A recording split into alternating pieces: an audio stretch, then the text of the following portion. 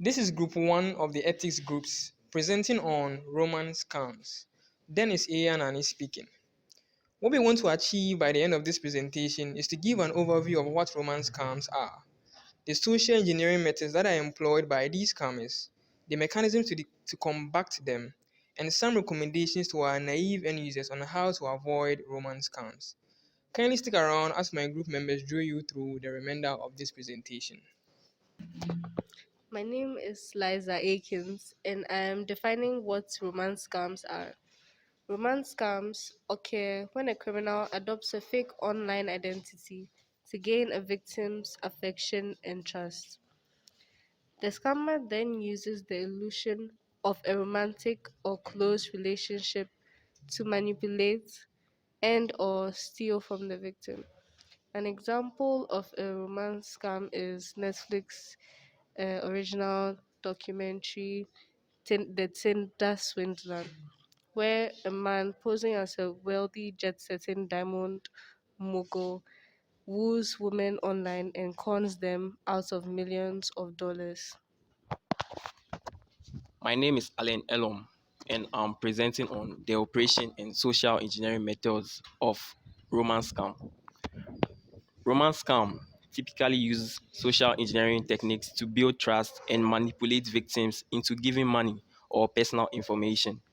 Scammers often use fake profiles on social media and dating sites to create fake personas and claim to be foreigners looking for love or a new start in life. They then try to build a relationship with the victim, usually by sending kind words, compliments, and expressing strong emotions.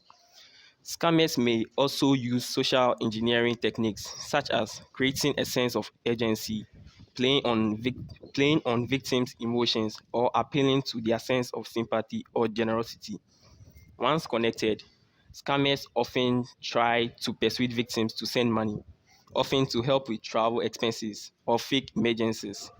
They may also ask for personal information, such as bank account details and passwords, which can be used to steal money or gain access to the victim's personal accounts. In some cases, scammers even ask victims to meet in person, where they can withdraw more money or other means of payment.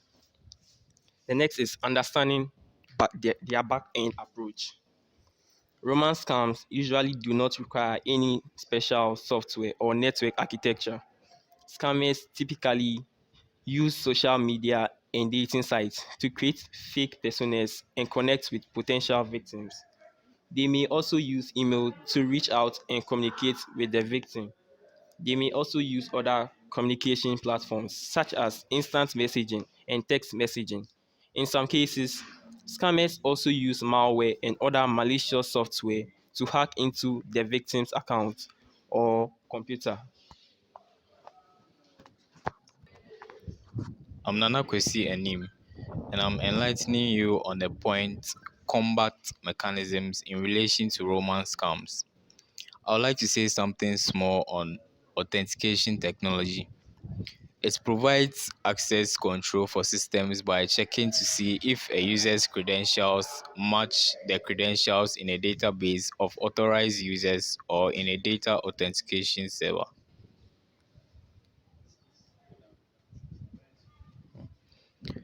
The use of strong authentication systems to verify the identity of potential partners, such as facial recognition, fingerprint scans, or two-factor authentication.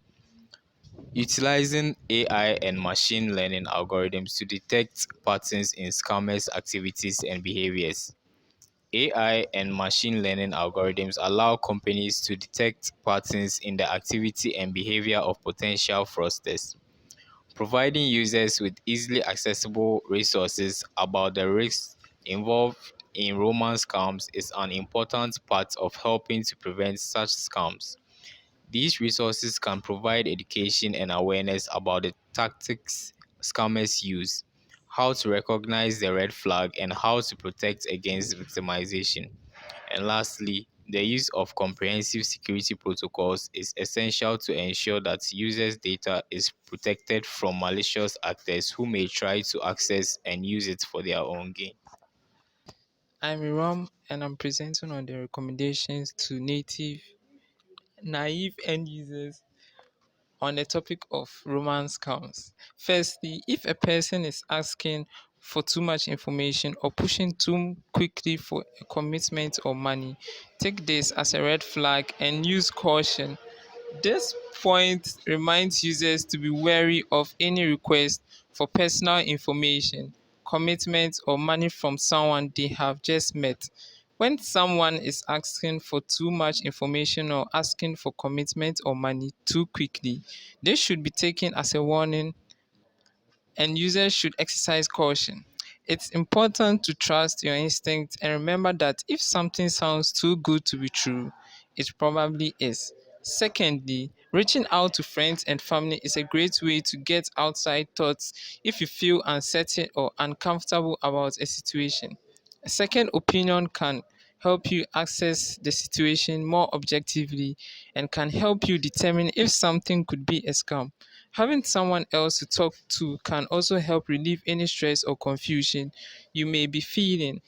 So don't be afraid to reach out to your loved ones if you ever feel uncertain or uncomfortable about a situation. Remember, it's always better to be safe than sorry, and seeking outside opinions and support can help you stay safe and secure. Lastly, having strong passwords and security protocols in place is an effective way to protect yourself from scammers. These include using multi-factor authentication whenever available, creating complex passwords that are not easy to guess, and securing your accounts and devices with regular software and updates and antiviruses. It's also important to be aware of phishing scams and never click on suspicious links or attachments sent by strangers. Remember, taking a few simple steps to protect yourself can make a big difference in keeping your personal information and finances safe from scammers and cyber criminals. Thank you. Uh, I'm Osei Joseph, and I'll be taking you to how to avoid romance scams. To begin with, be careful what you post and make public online. Scammers can use details shared on social media and dating sites to better understand and target you.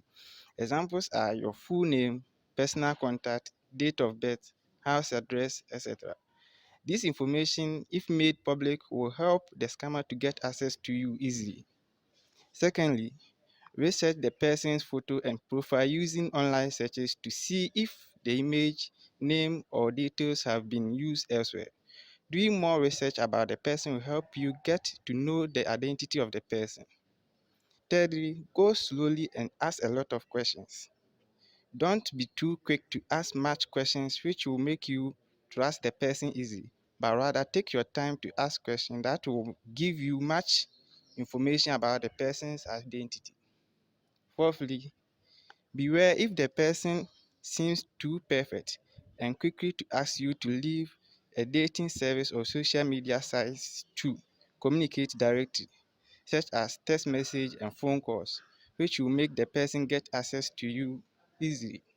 Thank you. Imanophobia is my name, and I'm presenting on avoiding romance scam. Firstly, be aware if individual attempt to isolate you from friends and family or request inappropriate photos or financial information that could later use to extort you. Secondly, be aware if the individual promised to meet in person but then always comes up with an excuse why he or she can't. If you haven't met the person after a few months, for whatever reason, you have good reason to be suspicious. Finally, never send money to anyone you have only communicated with online or by phone. Thank you. Thank you so much for sticking around all the way to the end. We hope you really enjoyed our presentation. There is more to learn on romance scams, and we know that by now you have an idea of what romance scams are. This is group one of the ethics groups. These are our team members, and thank you again for being here. Until next time, Apatia.